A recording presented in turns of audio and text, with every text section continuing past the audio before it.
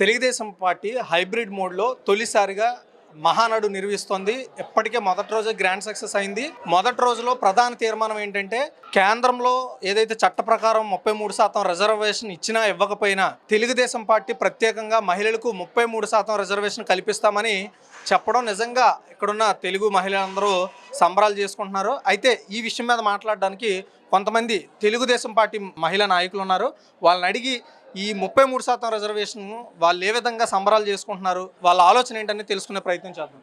చెప్పండి, ఏదైతే తెలుగుదేశం పార్టీ 33% మహిళలకి రిజర్వేషన్ కల్పిస్తాం వచ్చే ఎన్నికల్లోపు అని చెప్పడం జరిగింది, మీరేమనుకుంటున్నారు?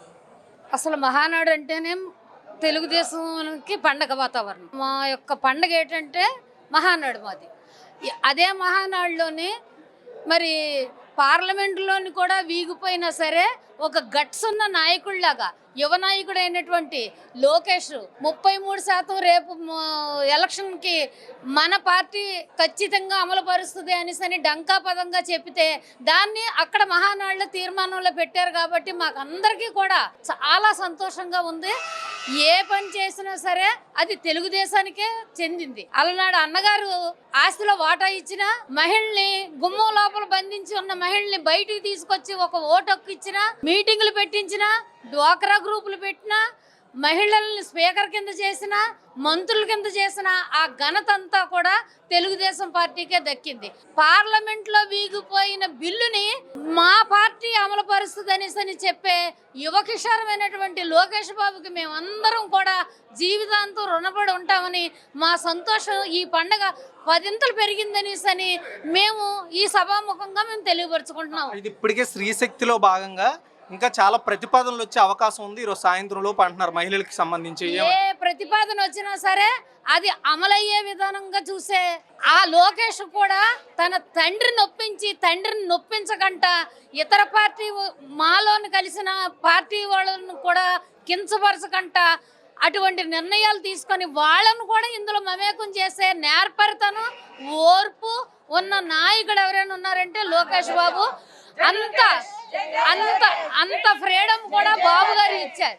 బాబు గారు అంత ఫ్రీడమ్ ఇచ్చినా సరే బాబు గారు కంటి చూపు సైగను కూడా తీసుకొని అది అక్కడ బిల్లు పాస్ అయినట్టు కానీ అది అనౌన్స్మెంట్ చేయడానికి కూడా అంత విధేయుడై చేస్తున్నాడనంటే తండ్రికి తగ్గ తనయుడు మా లోకేష్ బాబు.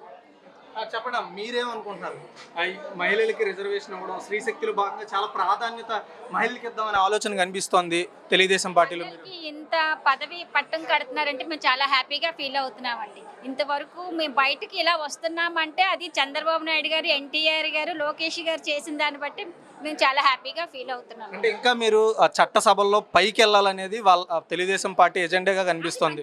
అది చాలా మంచి ఆలోచనేనండి. అలా ఆలోచించినందుకు మేము చాలా గర్వంగా ఉన్నామండి మహిళలందరూ. ఇప్పుడు యువతరం నాయకుడు నారా లోకేష్ ని మీరు ఎలా ఇన్స్పిరేషన్ గా తీసుకోవాలనుకుంటున్నారు? నారా లోకేష్ గారు అంటే ఈ జనరేషన్కి ఆయన ఉండాలండి. ఆయన ఉంటేనే స్టూడెంట్స్ కూడా బాగుంటారు. మా పిల్లలందరూ ఎక్కడెక్కడికో వెళ్ళి ఉద్యోగాలు చేసుకున్న పరిస్థితి అండి ఈ రోజుల్లో. ఆయన వచ్చాక ఇక్కడికి గూగుల్ అలాంటి పరిశ్రమలు వస్తున్నాయంటే లోకేష్ గారు ఉండబట్టే కదండి.